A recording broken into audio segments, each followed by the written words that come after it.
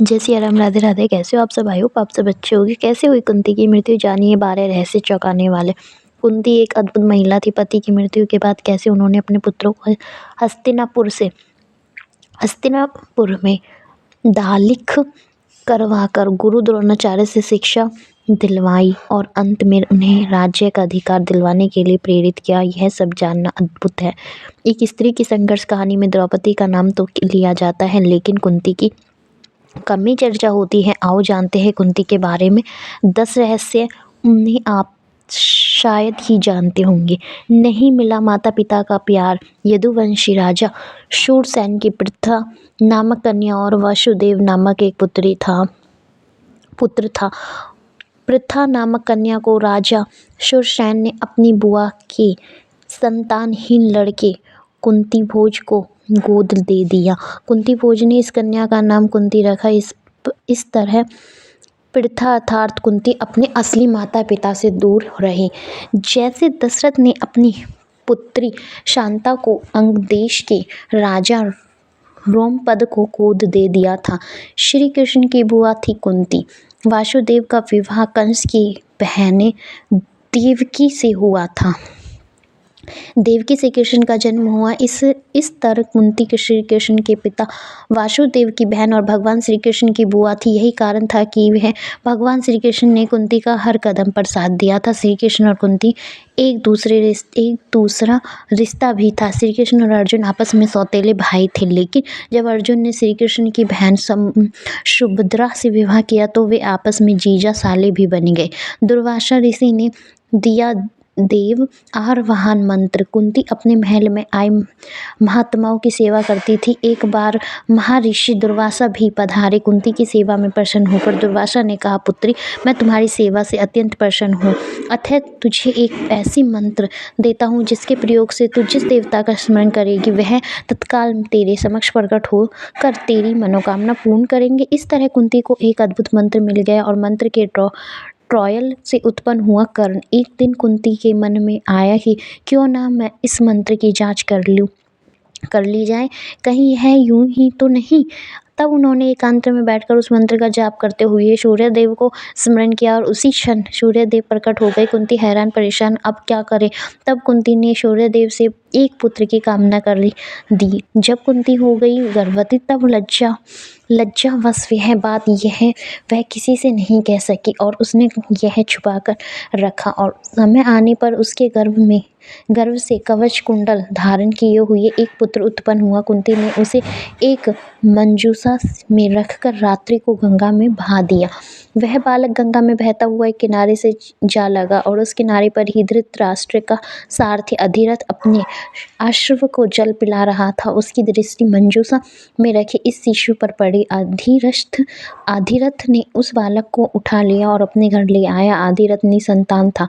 आधिरथ की पत्नी का नाम राधा था। राधा ने उस बालक को अपने पुत्र के समान पालन किया। उस बालक के कान बहुत ही सुंदर थे, इसलिए उसका नाम कर्ण रखा। इस सूत दंपति ने भी कर्ण को पालन पोषण किया था, इसलिए कर्ण को सूत पुत्र कहा जाता है तथा राधा ने उसे पाला था, इसलिए उसे राधे भी कहा जाता है। उस दौर में ब्राह्मण कन्या और क्षत्रिय पुरुष में उत्पन्न संतान को सूत कहा जाता था। मतलब यह है कि अधिरथ सूत था। हस्तिनापुर के राजा पांडु ने उसका हुआ विवाह। कुंती जब विवाह योग्य हुई तो उसका स्वयंवर किया गया। स्वयंवर सभा में कई राजा और राजकुमारों ने भाग लिया, जिससे हस्तिनापुर में राजा पांडु भी थे। कुंती के पांडु को जयमाला पहनाकर पति रूप में स्वीकार कर लिया।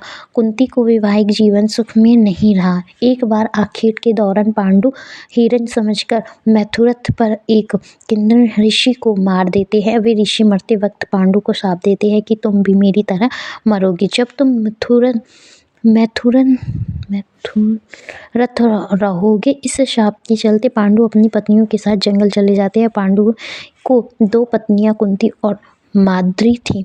जंगल में पुत्रों का जन्म। जंगल में वे सन्यासियों का जीवन जीने लगते हैं, लेकिन पांडु इस बात से दुखी रहते हैं कि उनकी कोई संतान नहीं है। वे कुंती को समझाने का प्रयत्न करते हैं कि उसे किसी ऋषि के साथ समागम करके संतान उत्पन्न करनी चाहिए। कुंती से अनकार करके कि उसे किसी ऋषि के साथ समागम करके संतान उत्पन्न करनी चाहिए। कुंती इससे इनकार करके वह अपने वरदान के बारे में बताती है। तब पांडु की अनुमति से कुंती धर्मराज का आह्वान करती है और इससे उन्हें युधिष्ठिर का जन्म होता है। फिर कर्म में से वह इंद्र से अर्जुन और पवन देव से भीम को प्राप्त करती है। अंत में कुंती माद्री को भी वह मंत्र सिखा देती है जिसे दुर्वासा ने दिया था। तब मुद्री को 2 अश्विनी कुमारों का आह्वान करती है जिससे उन्हें नकुल और सहदेव का नाम पुत्र की प्राप्ति होती है। पति और सौत की मृत्यु से अकेले रह गई कुंती एक दिन राजा पांडु माद्री के साथ वन में सरिता के तट पर भ्रमण कर रहे थे। वातावरण अत्यंत रमणीक था और शीतल मंद सुगंधित वायु चल रही थी।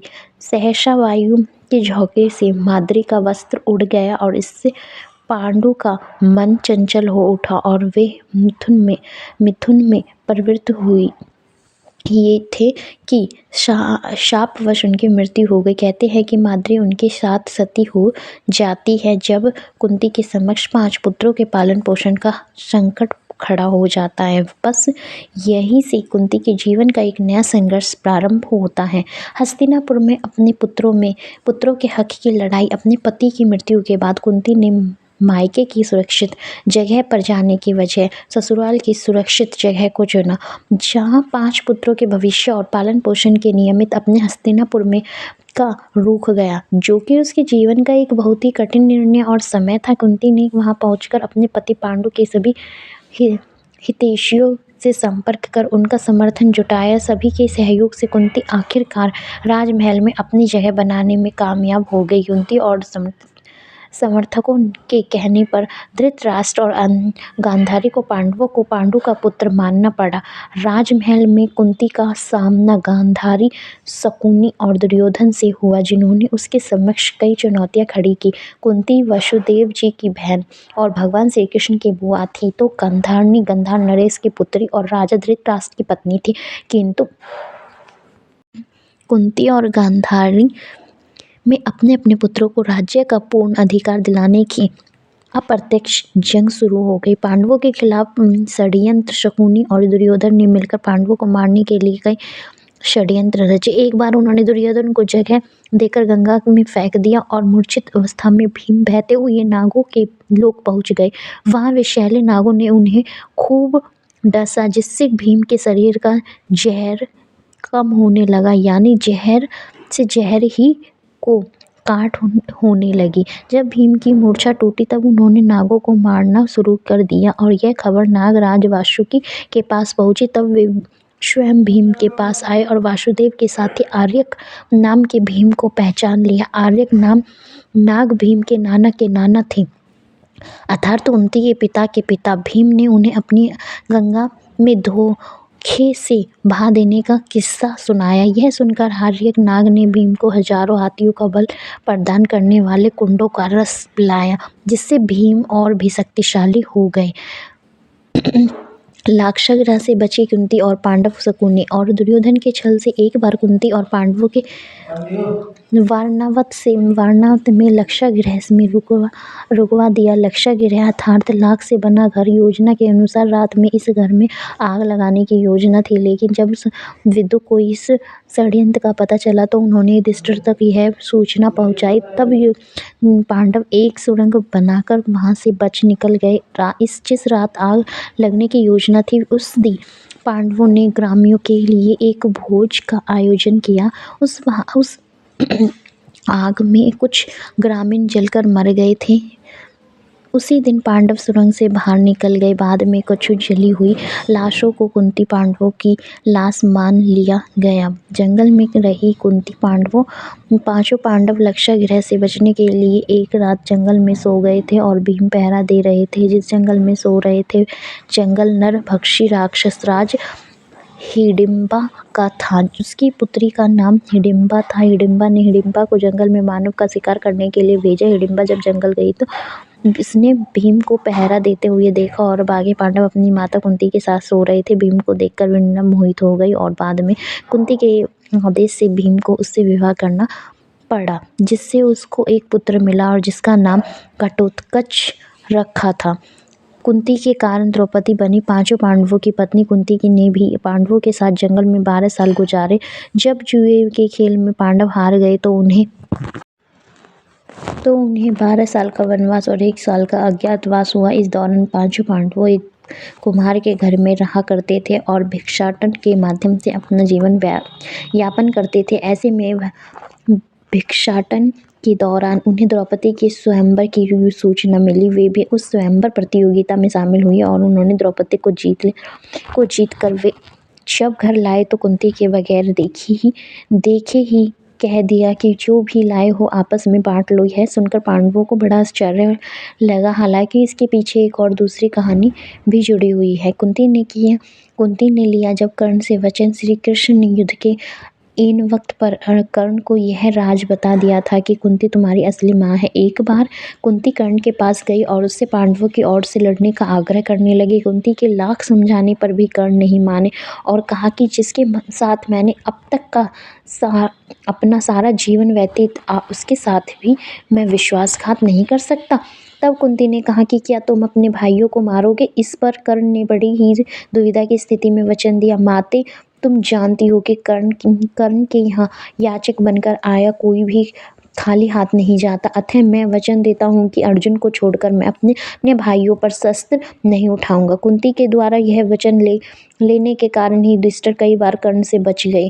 ऐसे भी कई मौके आए जबकि कर्ण युधिष्ठिर भीम नकुल सहदेव को मार देता, लेकिन वह ऐसा नहीं कर पाया। कुंती की मृत्यु महाभारत युद्ध के लगभग 15 साल बाद परिवार के 3 वरिष्ठ गांधारी कुंती धृतराष्ट्र वन की ओर प्रस्थान करते हुए संजय भी उनके साथ होते हैं। करीब 3 साल तक गंगा किनारे एक घने वन में बनी छोटी सी कुटिया में सभी रहते थे। एक दिन की बात है, धृतराष्ट्र गंगा में स्नान करने के लिए जाते हैं और उनके जाते ही जंगल में आग लग जाती है, जिसकी वजह गांधारी कुंती और संजय को कुटिया छोड़नी पड़ती है और वे सभी धृतराष्ट्र के पास आते हैं और ये देखने की कहीं उन्हें कोई खतरा नहीं है।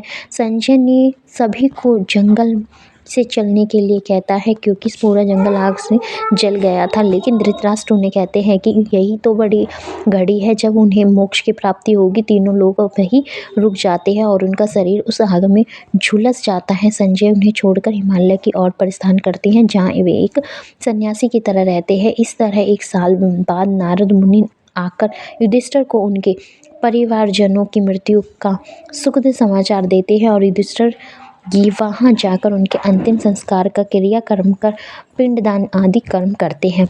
जय सिया राम। वीडियो अच्छी लगी तो प्लीज़ चैनल को लाइक एंड सब्सक्राइब करना ना भूलें। Thank you for watching this video.